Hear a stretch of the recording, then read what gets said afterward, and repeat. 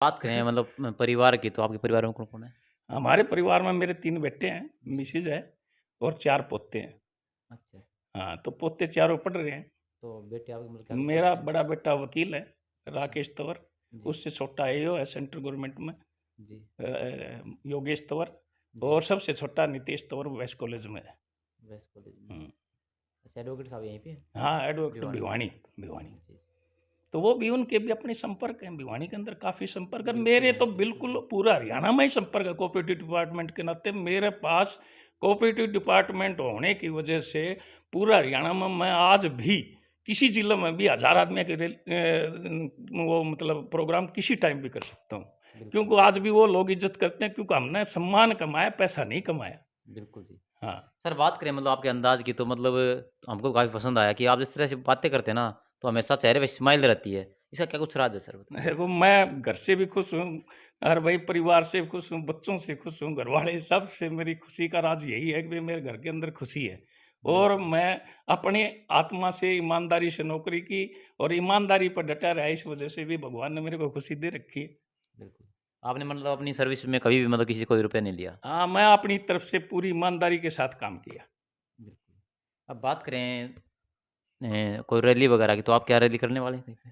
मैं जिले में? अभी फ़िलहाल देखो यहाँ हरियाणा के अंदर गुटबाज़ी ज़्यादा है और गुटबाज़ी की वजह से अगर रैली में किसी एक को बुलाया जाएगा तो वो दूसरा गुट समझेगा भई ये तो मतलब उस फलान गुट का आदमी है।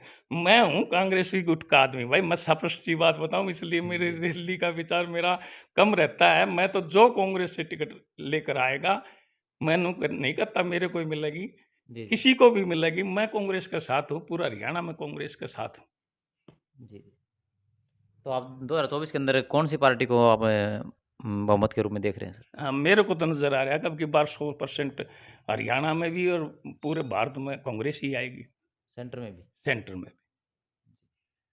क्योंकि खड़गे साहब का आप देख रहे हो, जी, जी। बहुत बढ़िया तरीके से मैं उनसे मिला तो उन्होंने कही भई छोटे से छोटे कार्यकर्ता को और बड़े से बड़े कार्यकर्ता को समान रूप से देखा जाएगा, समान रूप बिल्कुल। से उनको सम्मान मिलेगा। जो कि आप अब तस्वीर देख रहे थे, वो खड़गे साहब जो ऑल इंडिया के अध्यक्ष हैं। जी। सर आज हम बात करें समाज की, तो पूरा समाज जो है परेशान है देखो। हमने देखा है मतलब गाँव के अंदर हमारे पास कॉल भी आते हैं कि भई आप हमारी आवाज़ उठाओ। कुछ हैंडीकैप हैं, कुछ मतलब गरीब तबके के लोग हैं जिनके पास खाने के लिए अनाज वगैरह भी नहीं है। उनके राशन कार्ड काट दिए, 3 लाख मतलब इनकम कर दी, 5 लाख इनकम कर दी। तो और ऊपर से महँगाई इतनी हो गई है जी। तो मतलब उनका किस तरह से आप देख रहे हैं कि भई सरकार ने मतलब ये क्या लगता है आपको, सही कर रखा है जी समाज के अंदर? मतलब एक फैमिली आईडी के अंदर ये बिजली का बिल जोड़ दिया। उन्होंने काफ़ी समस्याएँ उत्पन्न कर रखी हैं जी ऑनलाइन करके सारा सिस्टम जो भी है। तो उसको आप किस रूप में देखना चाहते हैं? ऑनलाइन करके इन्होंने गरीब आदमी को ऑफलाइन कर दिया, मैं तो ये कहता हूँ। बस इसमें एक निचोड़ है कि जो गरीब आदमी, जब एक बात बताओ, जब बैंक के खाते से जब किसी का खाता जुड़वाने के लिए 1-1 हज़ार रुपए जिस बंदे को देने पड़ते हैं, तो वो बिल्कुल जी। गरीब आदमी तो नहीं दे सकता। बिल्कुल जी। एक ये 5 किलो गेहूँ से कभी गरीबी थोड़ी दूर हो जाएगी। नहीं जाएगी। मैं तो कहता हूँ कि अच्छा शासक वो होता है जी। जो कि बादल की तरह काम करे। बादल क्या काम करता है? समुद्र से पानी उठाता है और आम जनता में, गरीबों में पानी बखेरता है ताकि बखेरता है किसान जी। का, सबका भला हो सके, मजदूर का भला हो सके। राइट। तो उसी तरह अच्छे शासक का गुण होता है कि पूंजीपतियों से पैसा उठाओ और आम गरीब के अंदर उसके कल्याण के कार्य करो। लेकिन बिल्कुल। आज की ये मैं कहूँ पार्टी कह लो या आज के ये जो नेता लोग हैं, जी, जी। ये गरीब से पैसा इकट्ठा करके एक जगह कदे नीरव मोदी को, कदे किसी को उनके पास इकट्ठा कर रहे हैं। ये तो आम जनता से उठा करके उधर कर रहे हैं और वो जैसे बादल वाला यानी काम ये कह नहीं सकते हैं कर रहे। पूंजीपतियों सरकार है। हाँ, पूंजीपति। कुछ साथी कह रहे थे कि भई वहाँ करनाल में कोई रैली हुई होगी, जी, तो किसी अपाहिज ने ही एक जूता फेंका, तो उस जूते के बारे में उस अपाहिज से पूछा गया, वो जहाँ अमित शाह जी आए हुए थे, जी, जो कि आज नंबर 2 पर हैं।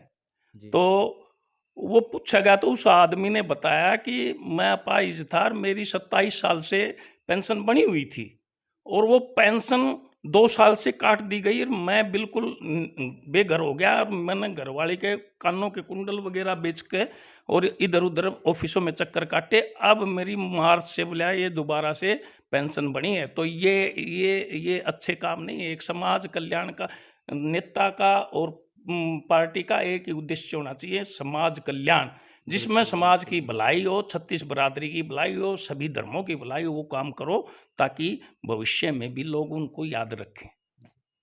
तो जातिवाद के बारे में क्या कुछ कहना चाहेंगे आप? आज की डेट में जो आप यूपी देख लीजिए, हरियाणा देख लीजिए, हर जगह पे जो है हिंदू, मुसलमान, ये वो मतलब जातिवाद बहुत ज़्यादा फैल रहा है सर।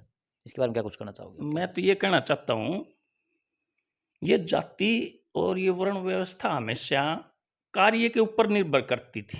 जी, लेकिन अब वो चीज़ें रही नहीं। एक उच्च जाति का व्यक्ति जूतियों की और जूतों की दुकान करे बैठा है, बिल्कुल और सही। एक निम्न जाति का व्यक्ति आज आईएएस है, जो अधिकारी है बहुत बड़ा। बिल्कुल है। तो ऐसी परिस्थितियों में कोई जाति कोई मायने नहीं रखती। मैं कहता हूँ कि कर्म के मुताबिक जी, ही जाति होती है, जिसका जैसा मैं तो ऐसे-ऐसे लोग देखे हैं जो जिनको लोग नीची जाति बोलते हैं, उन जातियों के अंदर ऐसे पैदा हो रहे हैं कि जो जाकर के रामायण और महाभारत के उन कॉम्पिटिशनों में जाते हैं। और मैं यूँ कहता हूँ कि रामायण का और वो धार्मिक प्रोग्रामों का और जो आप क्या कहते हो मैं कि जानता हूँ। मंदिरों के अंदर, मैं भी जानता हूँ। हाँ, तो ऐसे-ऐसे लोग मेरे नोटिस में हैं कि वो मंदिरों में भी इतनी बढ़िया ढंग से करते हैं, जो कि अपना एक ब्राह्मण जाति का भी नहीं कर पाता। और बिल्कुल, ब्राह्मण जाति का एक ऐसा भी है भाई, जो अपने बड़े-बड़े कंपनियां लगा रखी, उन्होंने अलग-अलग बिल्कुल, चीज़ों की। बिल्कुल। तो किसी ने फर्नीचर की लगा रखी, तो राजपूत होते हुए भी मान लो, राजपूत का काम तो बस मरना मारना और भाई राज करना यही होता था पहले तो। बिल्कुल, लेकिन अब काम करूँ मैं नौकरी पेशे का, तो बैंक का काम तो ये एक वैश्य का होना चाहिए मुताबिक, इसके मुताबिक तो। बिल्कुल। लेकिन काम तो मेरा वो था। और कॉलेज में मैंने पढ़ाया, स्कूल में मैंने पढ़ाया, एसडी स्कूल में भी पढ़ाया मैंने। तो वो पढ़ाने का काम तो ब्राह्मण का था, राजपूत का थोड़ी था। तो ये जाति कोई मायने नहीं रखती। जाति वही है जो व्यक्ति काम करता है, और बिल्कुल। काम करने वाले व्यक्ति का हर जाति हर धर्म में सम्मान करना चाहिए। जी सर। तो सर 2024 के अंदर अब बात करें चुनाव की, तो आने वाले टाइम में आपको क्या लगता है कि आपको टिकट मिल जाएगी? भाई ये तो ऊपर के ये हमारे दिग्गज नेता हरियाणा स्टेट के बैठे हैं, जे 4-5 नाम लेते हैं, ये सीएम बनेगा, वो सीएम बनेगा। तो ये जाने, अगर इन्होंने ऐसा लगा कि भाई भिवानी के अंदर सबसे पुराना कार्य करता है, जी, मैं कई बार सोचता हूँ, भाई कई लोग इधर से उधर हो लिए, लेकिन हम तो वहीं रहे, नौकरी करते हुए यही वहीं रहे। नौकरी का टाइम मैंने खामियाजे भुगतने पड़े इस कांग्रेस के नाम से। बिल्कुल जी। तो मैं तो सोचता हूँ भाई मैं बहुत पुराना कांग्रेसी हूँ ये भिवानी जिले के अंदर। तो आप जो गरीब जो बच्चे हैं, जो उनके लिए क्या कुछ करना चाहोगे बनने के बाद में, अगर आप एमपी एमएलए बनते हैं तो? देखो, हमारी सरकार जब भी आई है हमेशा गरीब का भला किया है। 100-100 गज के प्लाट दिए हैं, जी, छात्रवृत्ति दी हैं, छात्रवृत्ति हर साल बढ़ाते रहे हैं, और उसके साथ साथ वर्दी दी हैं।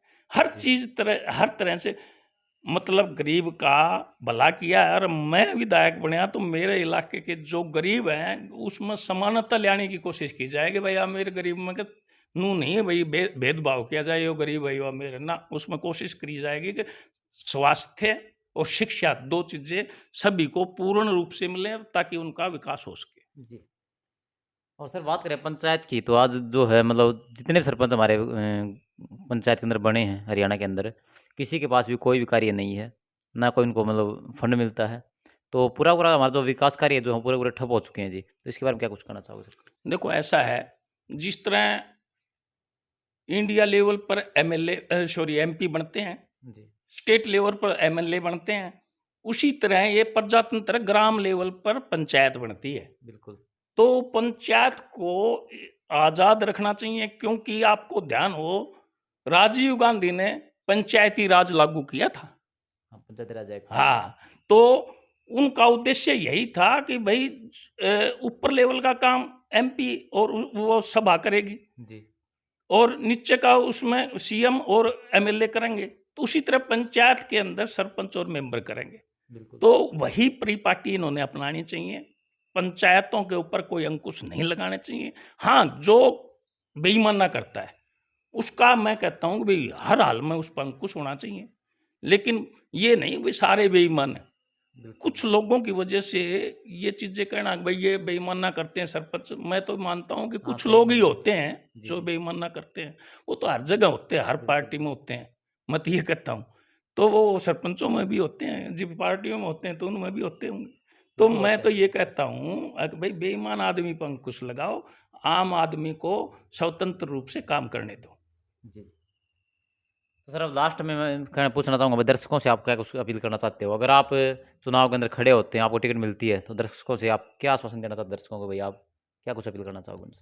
मैं तो दर्शकों को यही अपील करता हूँ, भाई अच्छे बुरे में अंतर करते हुए, बिल्कुल, और अगर कांग्रेस मेरे को टिकट देती है और कोई साथ में कैंडिडेट और पार्टी से आता है, तो उसका और मेरा अंतर करते हुए, बिल्कुल। मैं वो नहीं हूँ भाई, ठीक है, फलाना अफसर था, हाँ भाई यो नू ऐसे कर दिए, यो वो कुछ नहीं होता है, नॉलेज नहीं है तो फिर कैसे कर पाओगा। बिल्कुल जी, तो मेरे को ये पता है कि नोटिंग कैसे चढ़ती है।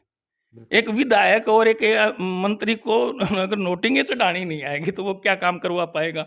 तो मैं तो उन लाइनों से निकला हुआ हूँ, अगर जो चांस मिलता है तो लोगों के काम कर कर दिखाऊंगा कि भाई हाँ भाई, नरेश तौर में ज्ञान है कि मैं काम करने की प्रणाली का बखूबी से ज्ञान है मेरे को, क्योंकि ऑफिसों के अंदर मैंने काम करने का ढंग का बिल्कुल, पता बिल्कुल। है यार, कैसे इलाके की प्रोग्रेस की जाए, किस विभाग से कैसे काम लिया जाए, ये मेरे को बखूबी ज्ञान है।